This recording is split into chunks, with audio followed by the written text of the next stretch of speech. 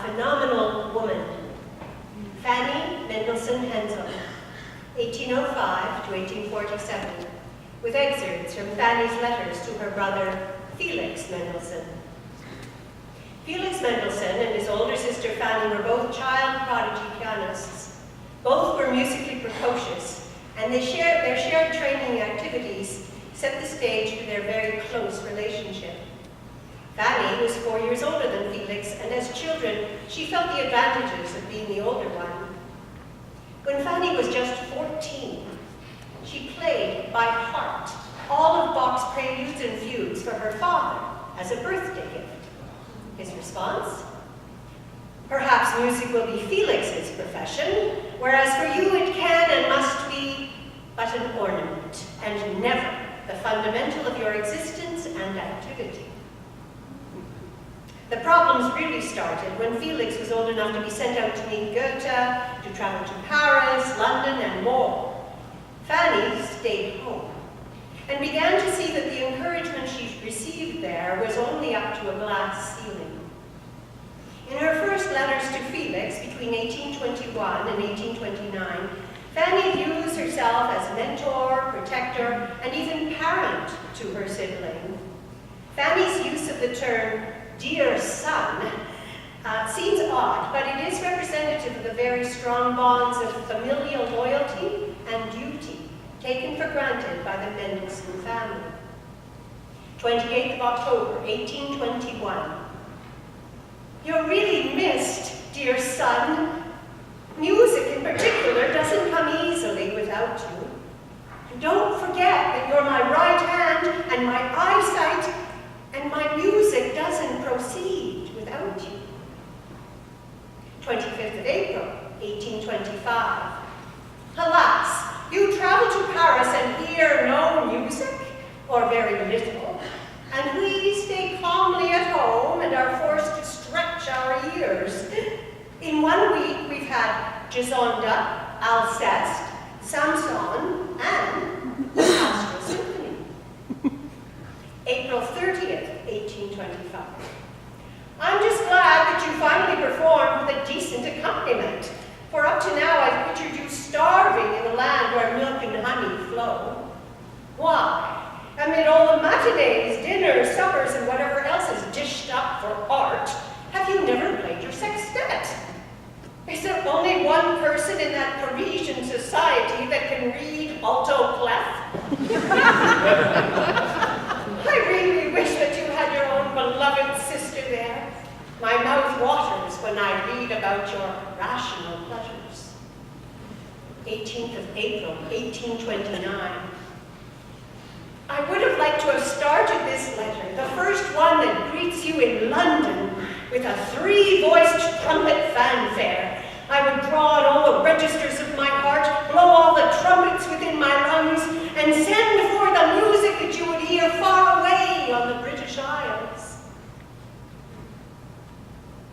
Where Fanny did have a choice in her life was in whom she married.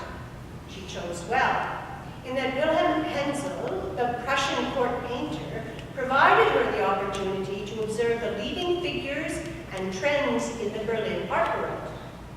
Moreover, Hensel encouraged Fanny to compose, indeed even to publish.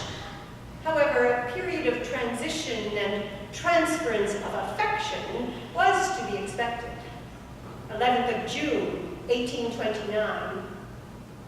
My dear Felix, I mainly know that Hensel loves me because he respects my love for you, and gladly even gives it precedence to a certain extent. 3rd of October, 1829. My dear Felix, today is my wedding day. My first joy on this day is finding a quiet 15 minutes so that I can write you on this very day. I'm very composed, dear Felix, and your picture is next to me, but as I write your name again, almost see you in person, I cry. And I don't believe that I am doing Hensel an injustice. Fanny's passage into adulthood occurs during the 1830, before the birth of her son, Sebastian. Here's a fun fact. Fanny and Wilhelm Hensel named their son Sebastian, Ludwig, Felix, Hensel, after Fanny's three favorite composers in chronological order, otherwise known as the three Bs, Bach, Beethoven, and brother. As Fanny grows into the role of wife and mother, the tensions and effusive declarations of affection towards Felix vanish almost completely. Unlike her brother or her father, Wilhelm Hensel was very supportive of Fanny's composing. In November 1829, Fanny writes to Felix, "My husband has given me the duty of going to the piano every morning immediately after breakfast, because interruption upon interruption occurs later on." Because of Hensel's support, Fanny's extraordinary musical gifts began to find a voice. The other choice that Fanny turned to her advantage were the Sonntagmusik, or Sunday musical salons, held in the family home in Berlin. Here she performed as a soloist, chamber music partner, and accompanist. She apparently conducted from the keyboard. One contemporary said that although Felix was better technically, Fanny's expressiveness was superior. 25th of January, 1834. Recently, I've been rehearsing and performing a great deal of music. I believe I have a talent for working out pieces and making them clear to people. 26th of January. My Fidelio has just ended, and given the circumstances, it was well received. The public was delighted. Although Felix was privately supportive of Fanny as a composer and a performer, he inherited his father's view that women should not become professional musicians. In a letter to Felix, June 7, 1837, a mutual friend asked Felix to encourage and assist Fanny in having her music published. His reply, "From my knowledge of Fanny, I should say that she has neither inclination nor vocation for authorship. She's too much all that a woman ought to be.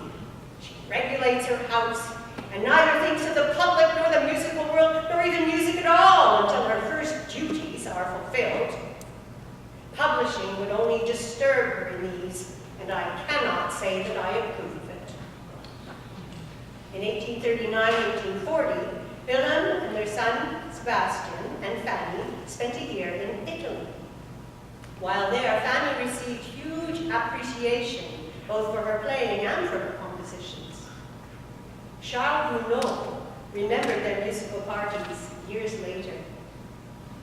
Madame Hensel was an incomparable musician, a remarkable pianist, a woman of superior intelligence, small and slender, but endowed with an energy revealed in her deep eyes and fiery gaze. She had rare gifts as a composer. She sat down at the piano with that good grace and simplicity possessed by people who make music because they love it. On the 9th of July, 1846, Fanny wrote to her brother, "Dear Felix, I have to write and tell you something, and since I know in advance that you won't be pleased, I'll go about this awkwardly. In a word, I'm beginning to publish. And since I made that decision on my own initiative, I can console myself with the knowledge that I, in no way, sought the kind of musical reputation that has brought me such offers." Felix replied on the 12th of August, "Dearest Fenchel, only today do I, hard-hearted brother, give you my professional blessing upon your decision to enter our guild. May you obtain satisfaction and joy from providing delight to others."